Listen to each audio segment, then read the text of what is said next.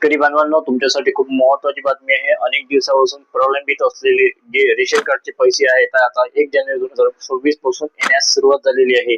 आता हे जे पैसे आहे हे कोणाला मिळणार आहे, कोणाला नाही मिळणार आहे, याची संपूर्ण माहिती तुम्हाला या व्हिडिओमध्ये देणार आहे। आणि ज्या शेतकऱ्याला हे पैसे मिळाले नाही तर त्याची प्रोसिजर काय आहे याची पण माहिती तुम्हाला मी ह्या व्हिडिओमध्ये देणार आहे। व्हिडिओ अगदी 2 मिनिटाचा आहे, व्हिडिओला शेवटपर्यंत बघा। तर इथे पाहू शकता मित्रांनो, ही योजना मराठवाड्यातील सर्व जिल्हे आणि विदर्भातील अमरावती विभाग तसेच वर्धा अशा एकूण 14 आत्महत्याग्रस्त जिल्ह्यासाठी आहे।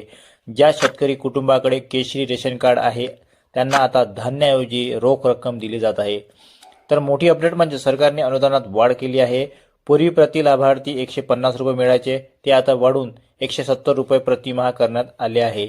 ही रक्कम कुटुंबातील प्रत्येक सदस्यांच्या हिशोबाने थेट महिला कुटुंब प्रमुखाच्या आधार लिंक बँक खात्यात डीबीटीद्वारे जमा होते।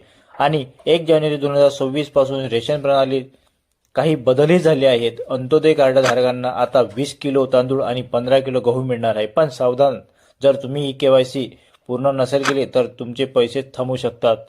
जर तुमच्या खात्यात अद्याप पैसे आले नसतील तर तातडीने या 3 गोष्टी करून ठेवा। 1. रेशन दुकानात जाऊन तुमची केवायसी पूर्ण करा। आणि 2. तुमचे बँक खाते आधार म्हणजे NPCI शी लिंक असल्याची खात्री करा। आणि 3.